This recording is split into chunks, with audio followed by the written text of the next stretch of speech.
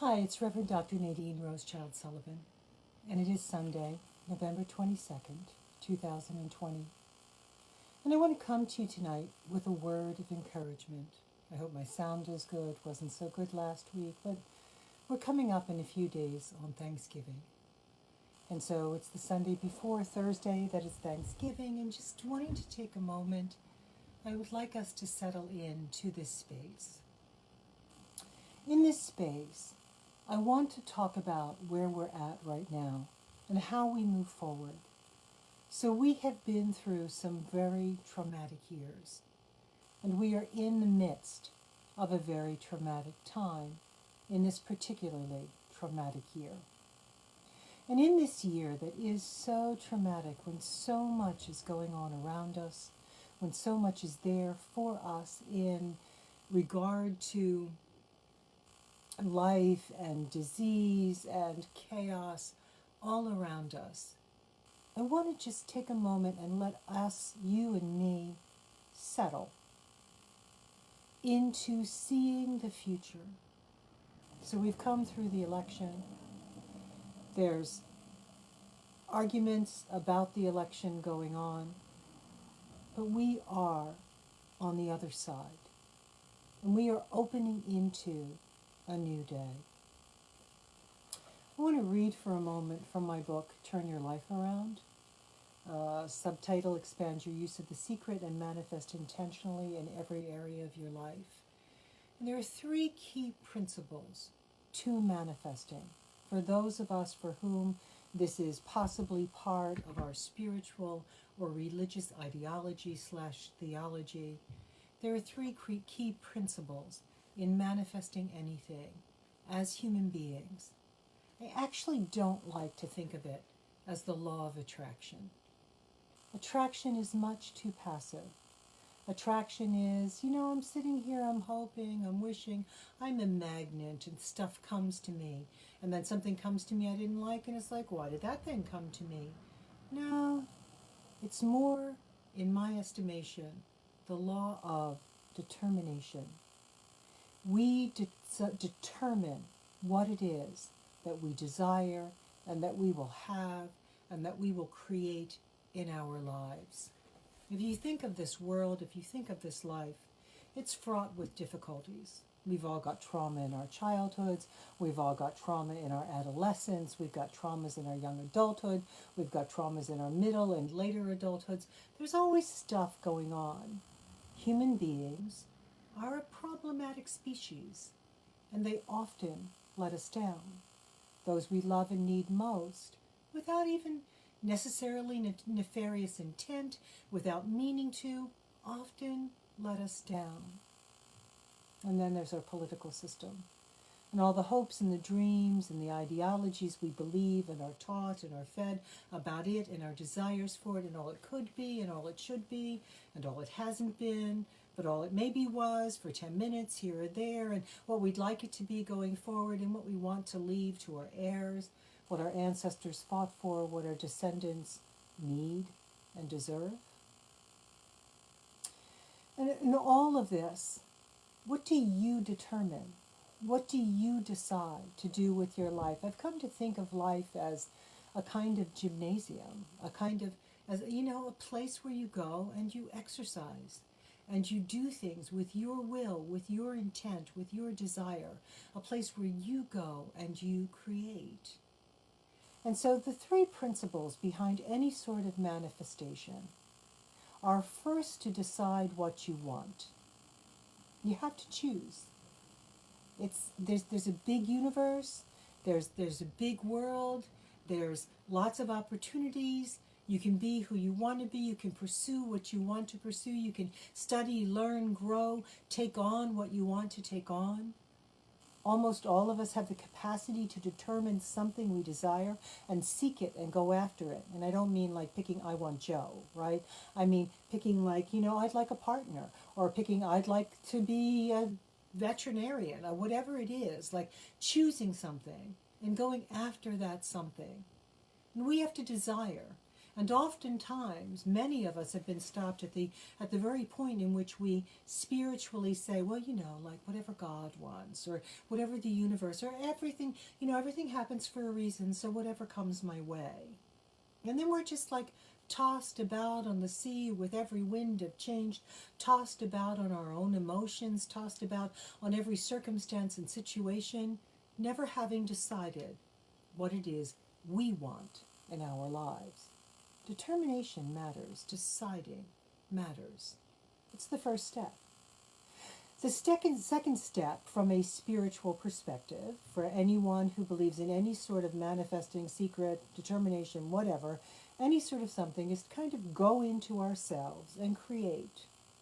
So depending on who you are, where you are, what you believe in, honoring whoever you are, you do you, I do me, whatever that is, in that space, there is a place to go inside of ourselves and to take hold. We visualize. We create an image of our desired end result, whatever that might be. Being a veterinarian, whatever that might be. I determined at one point that I was going back to school. And when I determined that I was going back to school, I decided in that moment I was going to get a PhD. I just actually decided that I'm too cussedly independent to just have a bachelor's and go out and work for somebody in a less than independent way. And I wanted the opportunity to be as much of my own boss as possible, whatever that meant, right? Whether it was entrepreneurial or working for someone, I still wanted, it's like, okay, there's no reason for Nadine to stop with a bachelor's. If I'm going to do this, if I'm going to pay the price, if I'm going to pay attention and study and do the grind, I might as well not stop in 4 years. I might as well go the distance. And so I did. And I was determined from the day I entered the doors to begin to earn my later in life bachelor's degree that I would continue all the way through to a PhD.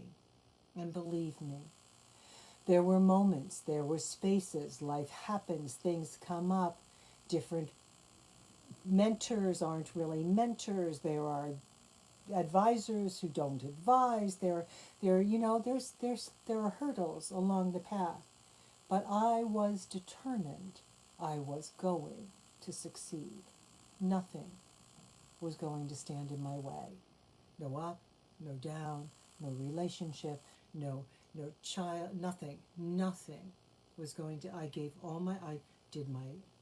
love my children, paid attention to my children, put that first, but nothing. If I didn't sleep, I was doing the PhD too. Determination. But there's the image, the visualization.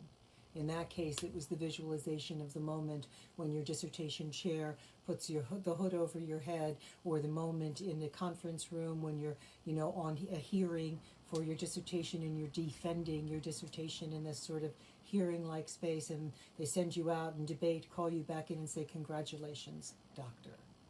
I was going for it. Nothing was going to keep me from my determined end result.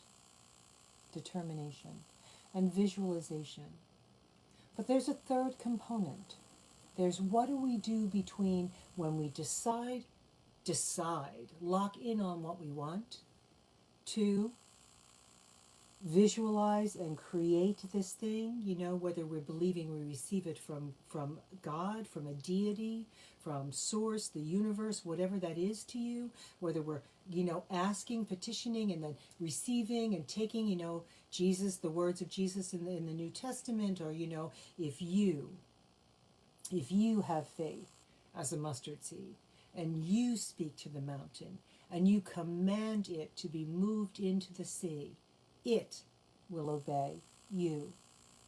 Anything you ask my Father in heaven, believing you receive, he will do it for you.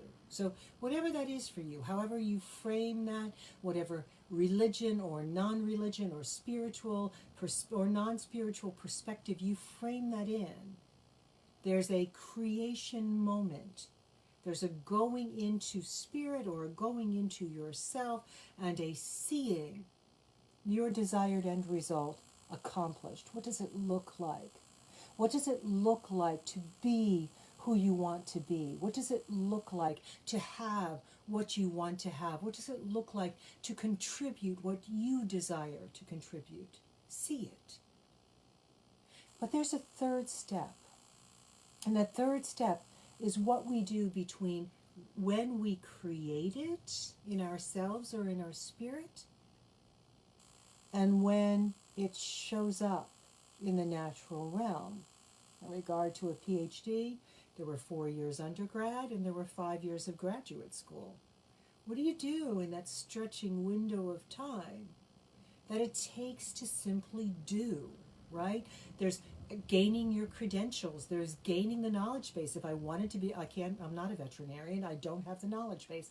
If I determined I wanted to be a veterinarian, besides needing to get into, all of the pieces of getting into school for it, do I need a bachelor's first? Do I have a bachelor's? Do I not? Am I in how do I get into veterinarian school? Whatever that is, there's also like simply acquiring the anatomical knowledge of animals, the science, the math, the pieces. There's components to what you desire, right? How do I gather those together? And in that stretching window, when you're gathering those components together, there are times when you have to not give up. There's times when you have to be able to still your own heart and to focus your determination and to just keep plodding.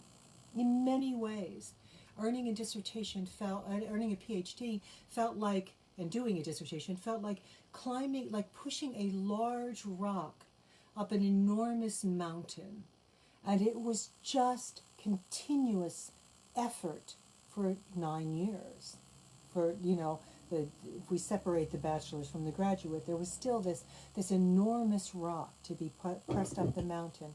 And so I write in this book about this third part, this what do you do between when you've chosen what you want, you've created the vision and believed you received it, and now you may be doing the daily work of moving toward that goal, and or it might even be a goal where there's nothing particular to do in a kind of natural credentialing sort of sense or whatever, but you still need something to do between when you believe you receive and when it shows up. And so in this book, on chapter 6, page 1, starting on 149, I'm just going to read like a page and a half. It's called The Basic Principle of Manifesting, number 3, Declaring. So I write about deciding, decreeing, and declaring. When you're declaring, right, this basic principle of manifesting your desired end result. So this is what you're doing, receiving, declaring, right, this part. And so I write, the trickiest part of the manifestation process is moving yourself internally from the place of desiring and into the feeling place of already having. When I was a child, in the Philadelphia area, children's television host Gene London used to sing a song, the words of which went like this: let's pretend that it's story time, and I'll tell a tale to you. I'll tell you a story of make-believe, and all your dreams will come true. And when the story's over, and when we reach the end, we'll live happily ever after in the land of let's pretend. So he said, let's pretend that it's story time, and I'll tell a tale to you. I'll tell you a story of make-believe, and all your dreams will come true. And when the story's over, and when we reach the end, we'll live happily ever after in the land of let's pretend. To keep yourself in the place of having the substance, to keep yourself in the faith that is already yours. I'm referencing a scripture verse that says, faith is the substance of things hoped for, the evidence of things not seen. To keep yourself in the place of having the substance, to keep yourself in the faith that it is already yours. It is almost as if you have to live in the land of let's pretend. Wayne Dyer writes, when you form a thought, you form a spiritual prototype that sets into motion the manifestation of your desires. He adds, whatever you wish to accomplish is an existing fact, already present in spirit. He continues, eliminate thoughts of conditions, limitations, or the possibility of it not manifesting. If left undisturbed in your mind and in the mind of intentions simultaneously, whatever you imagine will germinate into reality in the physical world. As children, we're often accused of having active imaginations, and I say accused because it is so consistently treated as a bad thing. Yet imagination is exactly what we need when we use these principles of manifesting. Active imagination is a kind of walking, waking visualization, something you can do when you are not in deep meditation. Children, when they play, engage the full spectrum of emotions as part of that play. You can affect your thoughts and feelings toward your desired end result through the use of active imagination. Living in the land of let's pretend, the way I am talking about, is a strategy. It is not a loss of connection with reality. I'm not suggesting you do denial. It is an intentional exercise, a moving into the future in the realm of play that engages thought, vision, feeling, and most especially words. So I go on and I tell a story here. I'm not going to read it. I'll just share. I go on and tell the story of a time my now ex-husband, but my friend and former husband, Ron, and I had determined that we needed a van. We knew we needed a car with a seatbelt. We had a newborn child, and the car that we had, so this is back and far enough in the day that seatbelts weren't standard. Imagine.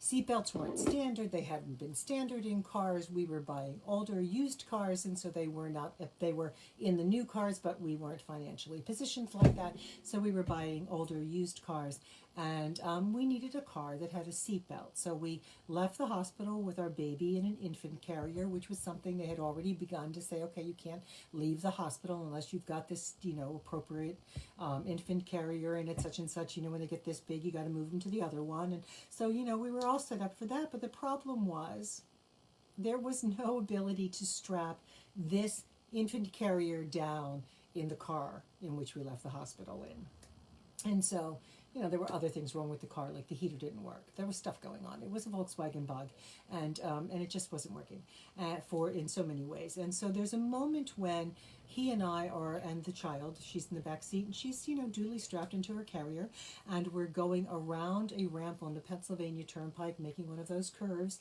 and she rolls over. And I'm the, centrifugal force of whatever of the ramp. I can't reach back. I can't right her. I can't do it. She's crying and whatever. And we finally get to the top of the ramp. It felt long to me. It was actually seconds, but I right her and she's fine. She was all tucked neatly into her little tortoiseshell of an upside down carrier. But, it's like we have to do something. So we began to look for a used vehicle that's going to come with seatbelts. We knew we needed 3 seats with seatbelts, him, me, and hers, right? His, mine, and ours.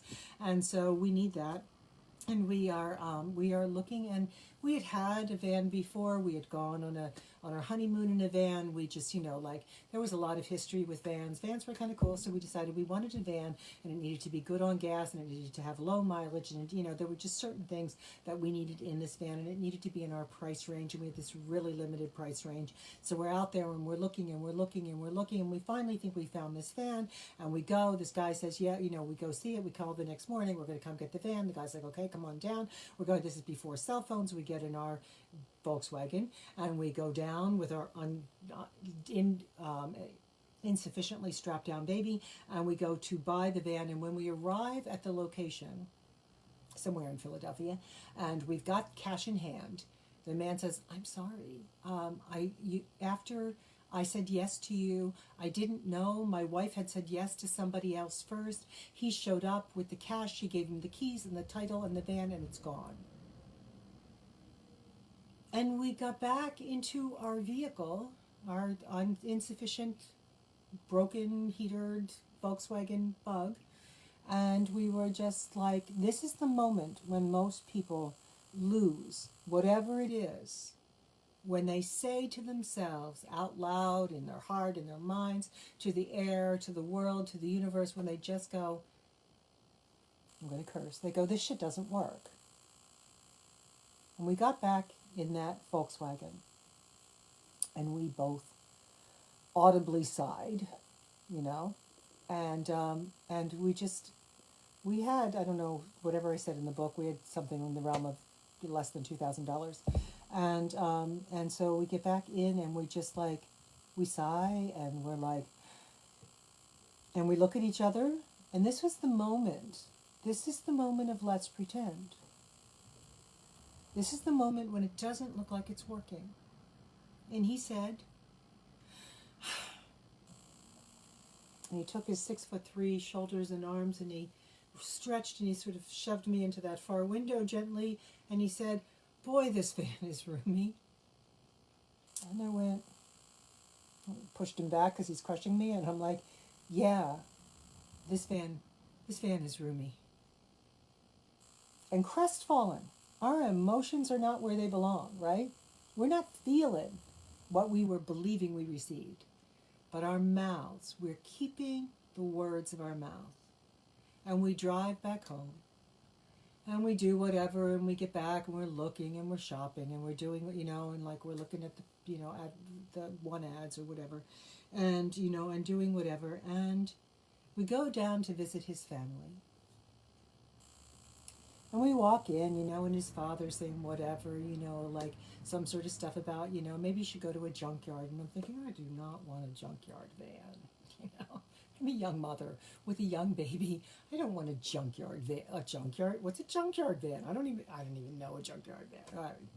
He pushes and pushes and pushes. So my husband and I and his sister get into the vehicle. And we go, maybe we got in hers, I don't know, but we go and we go to the junkyard. And we walk through the junkyard, and there's nothing in the junkyard, and we get back into whatever we're riding in, and we're driving along. And we're driving along something called Zion Road in Egg Harbor Township, New Jersey. And suddenly his sister, there's a beautiful factory customized van sitting in a driveway, and his sister points, and she says, "What about that van?" And he's like, yeah, I don't got enough money for that van, right? Yeah, I don't have it like that. And she's like, stop, you know, whatever. So stop, back up, get out, walk around. We're walking around this van, and we're looking at this van, and we're drooling. You know, it's got two captain's chairs that ended up, they both swiveled and reclined. It's got, you know, behind the driver's and passengers area, it's got these large windows that are tinted with screens that slide and open, you know, so they open up for air, cross ventilation. Behind the driver's seat, there's a cabinet with a sink and an icebox refrigerator thing and counter space behind. You know, there's just there's two chairs behind that, so there's 4 chairs in this van and 4 seats with seat belts, and then, you know, you go back beyond that, and there was a table that could drop down and turn into a full-sized bed. But if the table's up, it's got little lights that you can, little airplane lights you can turn on, you know, and whatever. And they wanted over $6,000, and we've got less than $2,000. And so, you know, at this moment in time, we're looking, and the people are like, "You interested?" And I'm like, yeah, we don't have it like that. You know, we're just looking. We drive back to his parents' apartment with his sister, and she starts going on and on about this van. And suddenly his father, who had never bought him anything that I ever heard a tale of, right? Like took his birthday money sometimes. Like this guy, you know, didn't do for him. When he got bitten by a Belgian shepherd and they sued and won, his father took and spent the money. Like it was not waiting in a bank account for, you know, for him as he grew up, right? So all whatever. And so his father, that I was unaware of ever having done anything real for him, got him a job when he was 12. He'd been working and paying rent to his parents from 12 years old on, right? This man suddenly says, come on, man. Takes him out. They disappear. I'm sitting there with his sister, his mother, my baby, you know, whatever. When they come back, they came back with the van. His father went to the bank, withdrew the cash, bought the van cash. The next morning he took my husband. They went to the bank, got him a loan for about $2,000, even though we already had $2,000. Said, here, this will help you build your credit. You're a young couple starting out. Forgave us the debt for the rest of whatever it was, the $4,000 plus dollars. Forgave us that. Left him, you know, we had this little $2,000 that we owed on it, and we went home with this factory customized van, 6 cylinders, so it was decent on gas in the midst of a gas crisis, as there are often many gas crises, and it had about 20,000 miles on it. It had driven across the country. It didn't do much. They didn't drive it much, and it was stunning. And I would get to swivel my chair and feed my daughter while still seatbelted, and she seatbelted, and I could feed her McDonald's French fries from the little countertop. It was gorgeous. We took the 4th seat out, put in a pack-and-play playpen, and we'd go camping. Believing you receive, you live in the land of already having. We spent whatever weeks there were between not getting that first van, which, by the way, had a bar and a Budweiser clock, and we were youth pastors, so it actually didn't really work that well. But we spent the weeks between not getting that van and getting the much younger, newer, beautiful van, more than we could have imagined, just walking around in the land of let's pretend. All those weeks, every morning he'd wake up, and as he'd go out, you know, we'd be on our way here or there to the mall or to church, or he'd be going off to work, whatever. He'd be going to get in that Volkswagen Beetle, and he'd be like, gonna go get in the van now. He'd be, you know, going out to the van. You know, see you when you get the baby ready. I'll see you when you come out, and we'll go to church. You know, I'll be waiting in the van, and just living in the land of let's pretend. We're there right now in America. So wherever you are in your life, you may be there with things you're believing you receive. We're also right there in regard to the undergirding and potentially restoration of our democracy, to the forward motion of all of the civil rights issues that we as people working in a democracy have been bringing to the forefront for multiple decades, more than half a century. And we're there right now in regard to COVID-19. And we're there right now everywhere in this nation. When I look at the map, I don't see a place that's not red, but I will tell you this, in Philly, it is red. So in our natural space, the stats really suck. And I read the stats each week because I do want to encourage us to continue to follow science. And as this is Sunday, a few days before Thanksgiving, whatever your Thanksgiving plans are, I encourage you to maintain vigilance and not to get weary in well-doing at this moment in time. So today, November 22nd, 2020, in the globe, in the world has reached just shy of 59 million cases, diagnosed cases, people who could get tested and did, of COVID-19, 58, 956, 971.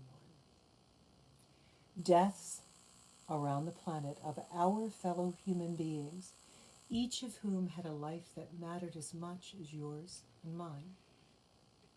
have reached 1,393,000 plus. So basically 1,400,000, almost a million and a half.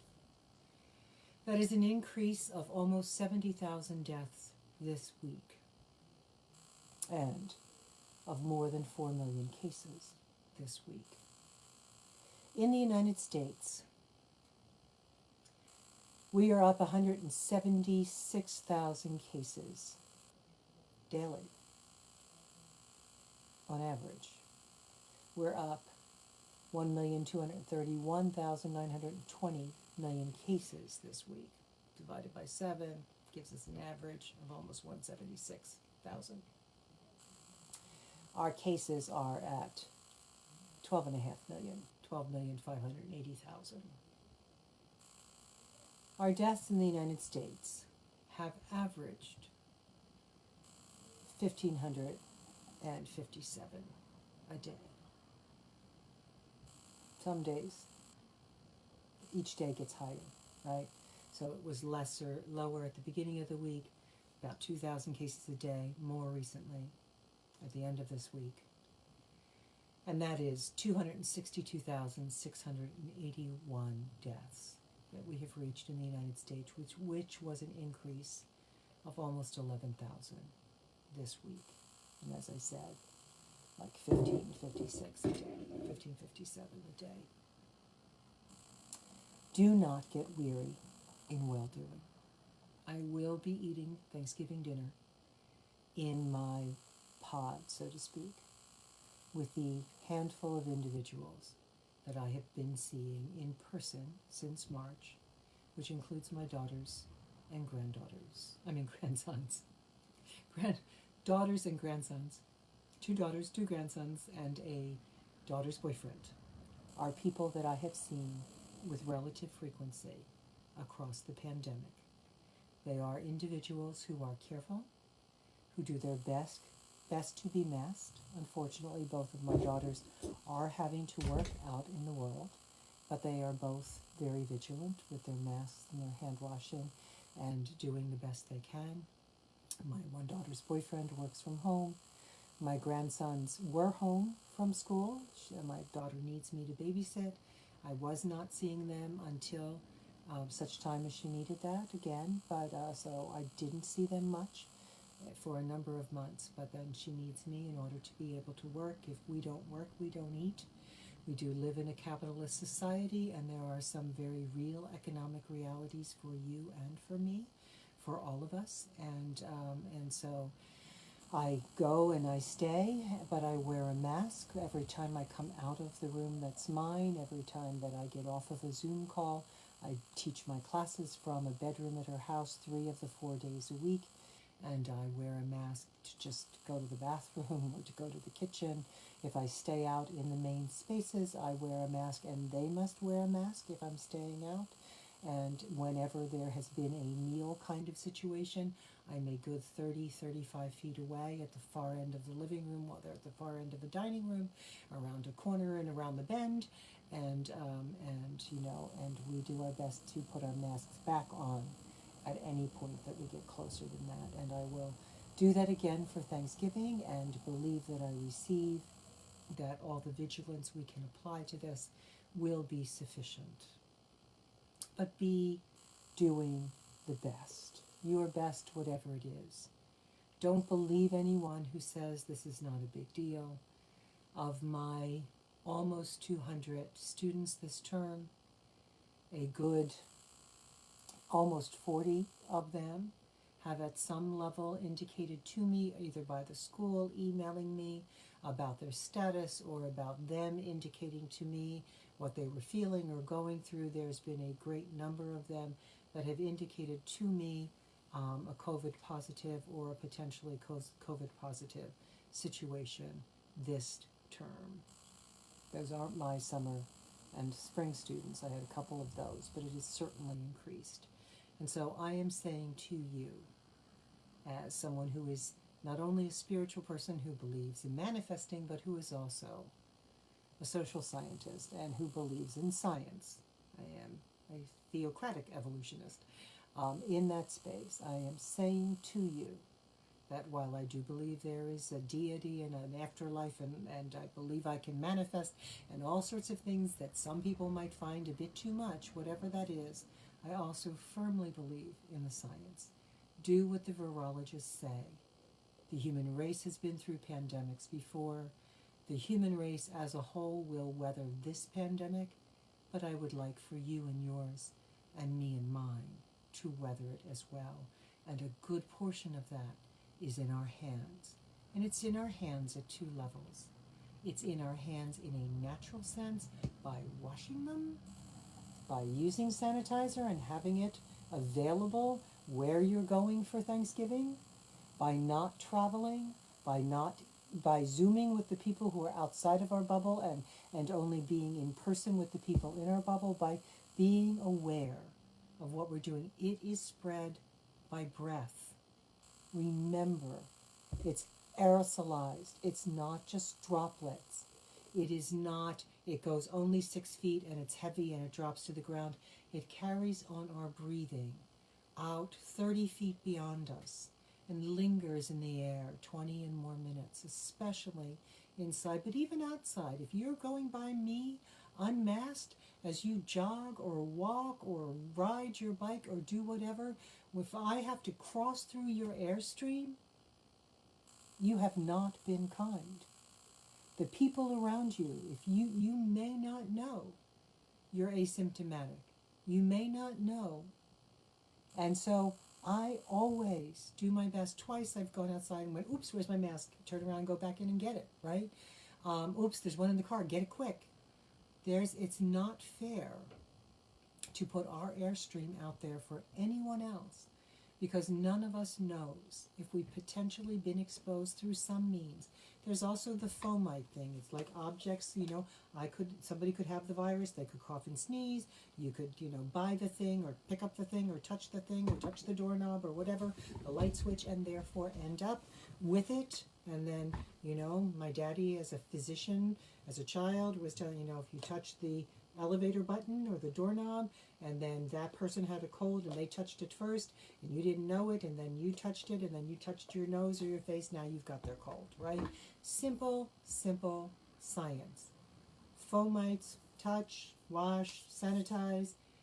Coughing and droplets, certainly that's helped by being 6 feet apart, but actually breathing, if someone's COVID positive, and especially if they don't know it and they're not yet having any sort of lung ailment, it can be going out 30 feet and it can be lingering in the air for a long time. So wear your mask. Only take it off when you're eating. Put it back on. Get a straw. Drink through. There's stuff. Be smart. You can. So you do all that you can in the natural, and you do all that you can in the spirit. And so in the spirit, visualize safety, you and yours, me and mine. And as each week we are also visualizing an America of peace and safety and harmony for all of us, for all Americans, documented and undocumented, white and black, and Latinx, and Asian, and indigenous, and female, and male, and intersex, and identified differently, gender queer, gender non-conforming, transgender, like all socioeconomic class statuses. Every human being, from the unemployed and the working poor and the working class and all the lower middle and upper middle class, and we don't even wish ill to the 1%, though they need to stop robbing the rest of the 99%, but we are envisioning an America in which there's actual ongoing democracy, in which the votes of the population count, in which in this year those who carried the Electoral College, their candidate, is inaugurated on January 20th, and in which we get rid of the stupid electoral college by one means or another. There's methods afoot, in which we pass the John Lewis Voting Rights Act at the Senate, in which we pass the Anti-Lynching Act we've been trying to pass for 100 years, in which we pass the Equal Rights Amendment, well, we have passed and we have ratified, in which we have the Equal Rights Amendment entered in to the U.S. Constitution by the archivist under the new President-elect Joseph R. Biden and Vice President-elect Kamala Harris, because that's who won the election, fair and square. Because elections matter. Because votes matter. Because your vote mattered and my vote mattered. So we're seeing that America. We're seeing an America in which we care about the climate and the globe and the survival of the human species and of other animal species and of plant life and fauna. If this warms too much, there's no plants. If there's no plants, you're not eating beef, pork, chicken, and you aren't eating veggies. We need to be rational as a species, and so we're seeing that.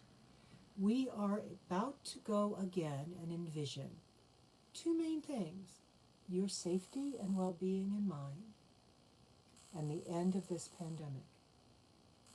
We make it through. They made it through the pandemic of 1918 without a whole lot of help either.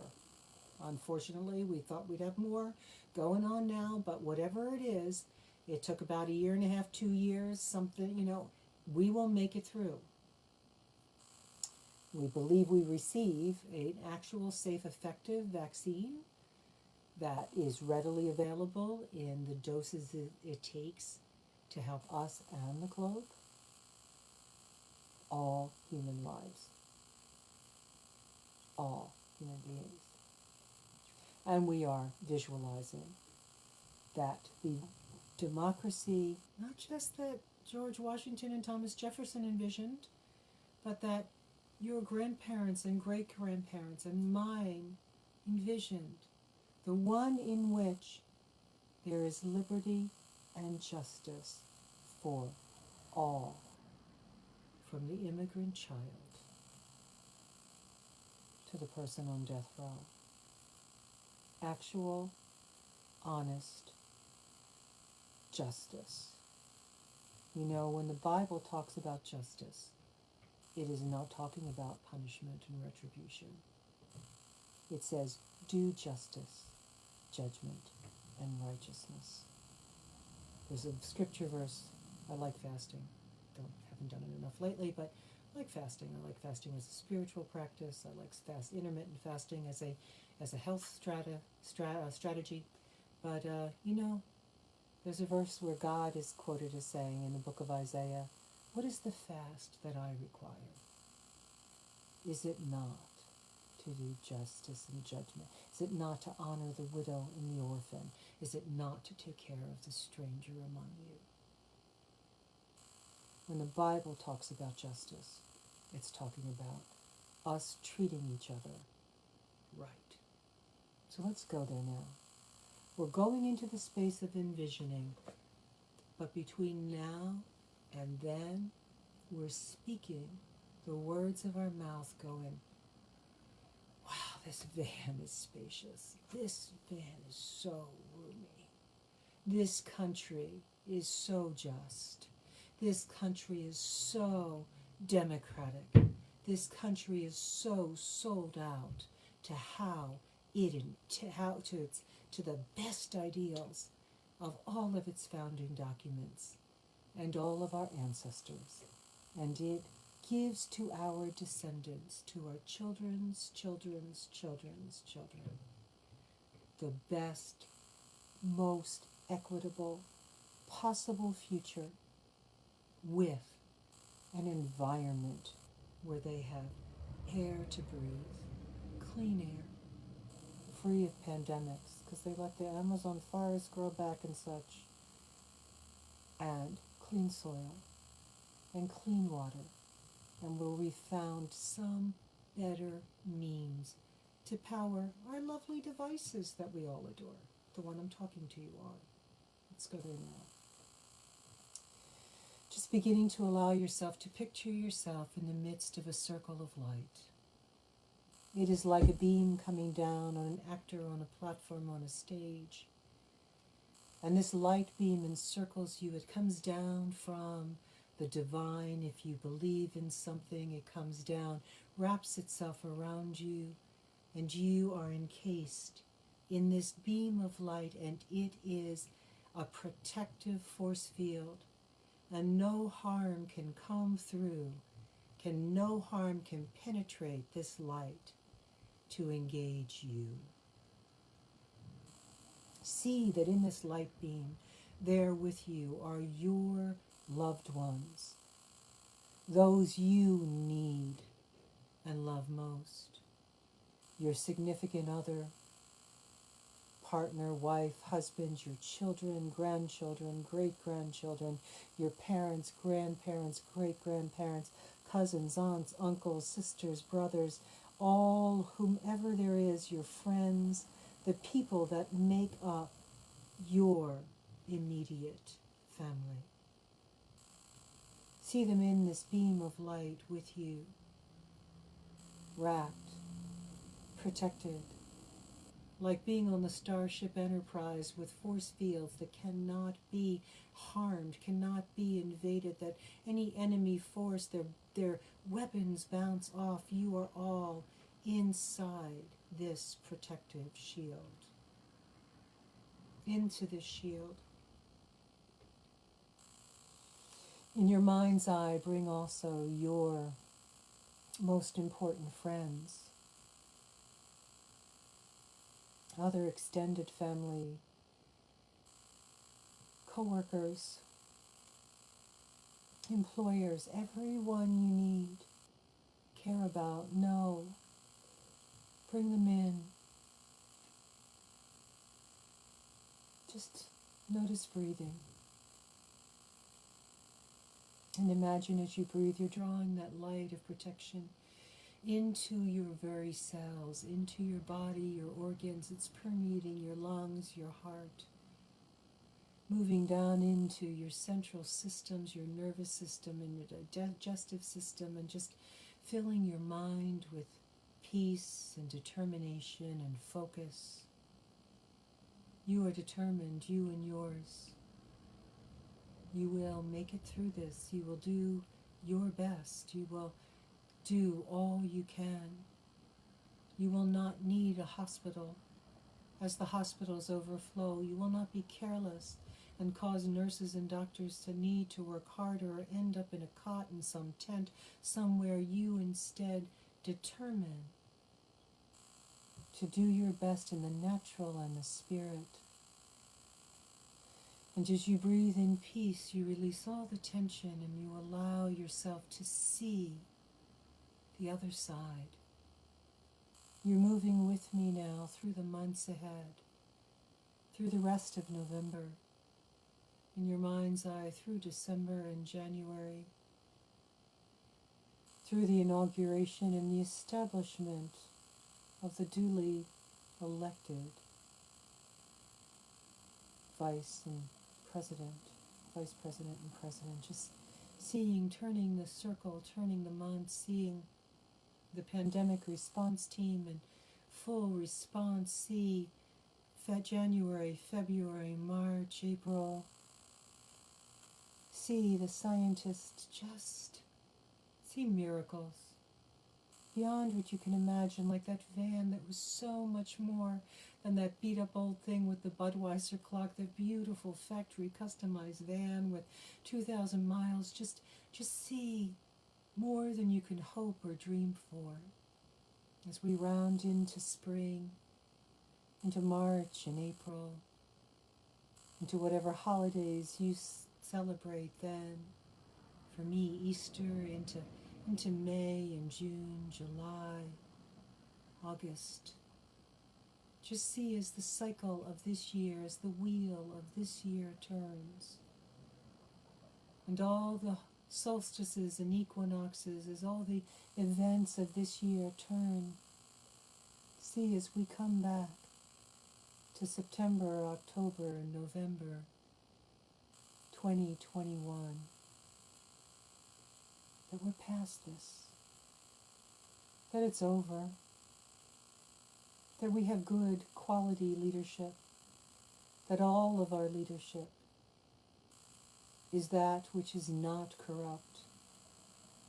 See good, solid elections in January for the runoffs in Georgia. See the Senate being the Senate that will pass these civil rights legislations that have already passed the House and sit there waiting. See, with me, see, the gearing up to the midterms 2022. See all things well in our world, in our country, in our planet. See real change made as we rejoin the Paris Accord. See real, actual change made in our immigration laws. See the funding going not to walls but to asylum courts. See there being real paths to citizenship for those who are brought here as children and are undocumented, and for their parents who came here fleeing as refugees from places where they and their children were not safe, to give their children a better life like your ancestors did and mine. See real, true change at every level of society. See a change in our policing and our criminal justice system so that no one is demonized and we begin to understand. See a decriminalization of drugs so that even drugs that are bad for your body get treated as a medical issue, not as a criminal issue. Just see real change. See a real undergirding of our mental health system and our social service system. See real change in our culture, all the changes we need. Just visualize the America we should be, the America that we are in our hearts, that you are in your heart. See the job you need. See you having the job you need. See the direction and the knowledge and the right kind of money for the job you feel called and desire to do.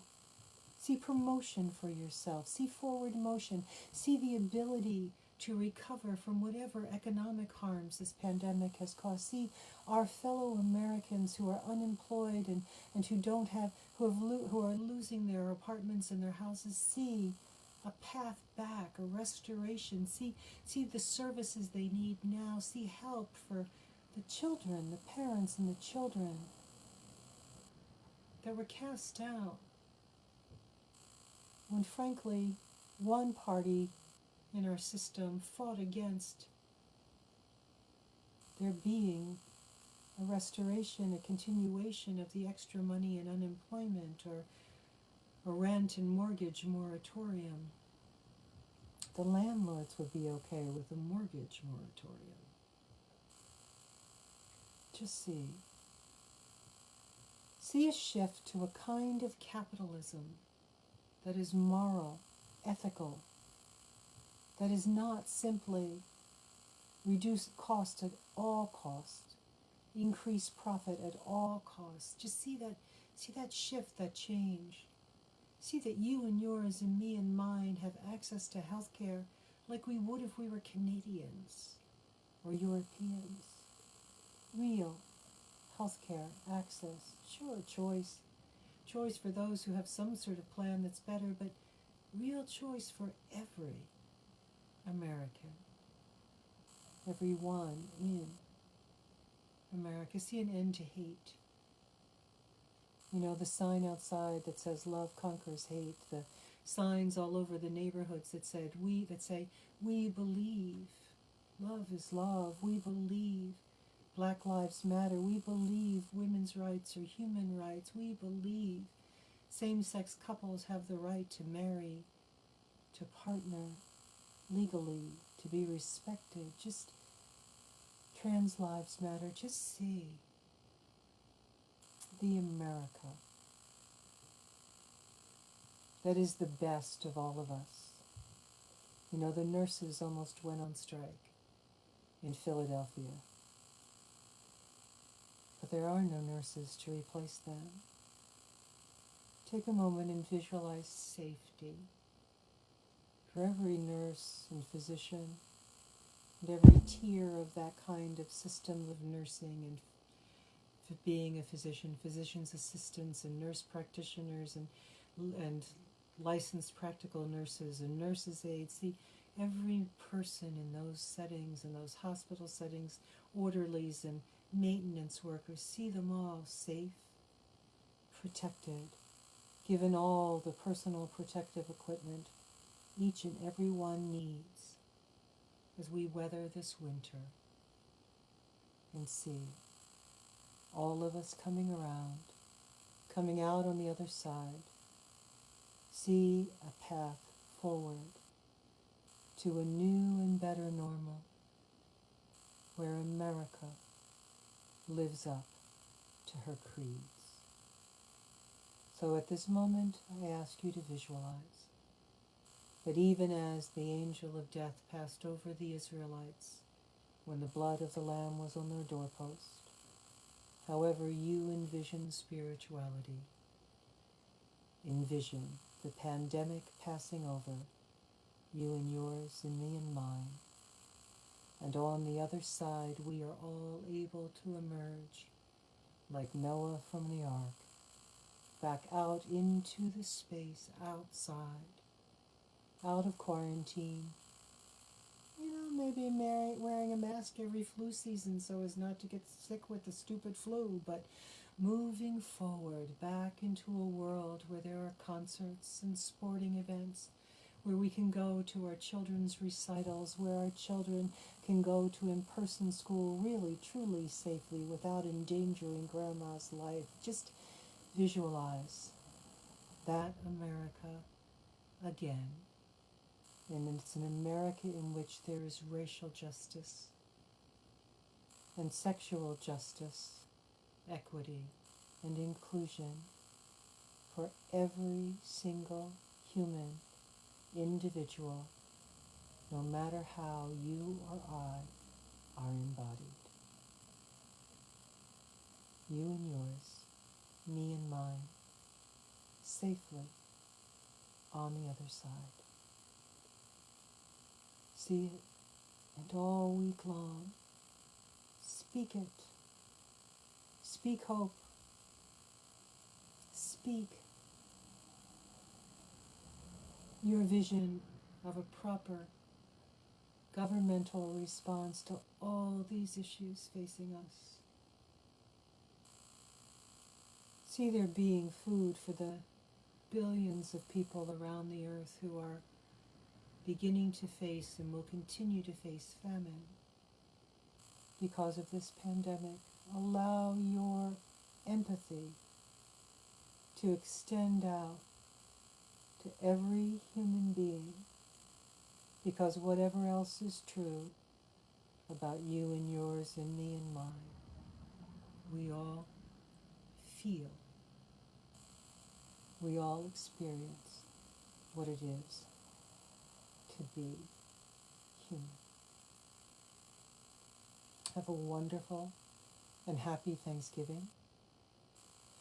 May you find things to be thankful for, even in the year of COVID-19. May next Thanksgiving, may we celebrate together, thankful to whomever we believe in, and to good science, that the pandemic is past. You and yours, me and mine, happy, healthy, embodied. I dwell, and you dwell, in the secret place of the Most High. The plague does not come nigh our dwelling, and with long life we are satisfied, and behold our salvation, however you frame that. Till next Sunday night, be well, be happy, enjoy whatever you eat, whether you order Chinese on Thursday, or vegetarian, or turkey, whatever it is. I wish you safety, peace, blessings, and a true and enduring democracy in which all those ancestors and those social justice movements get their work accomplished now, in our time. Be well.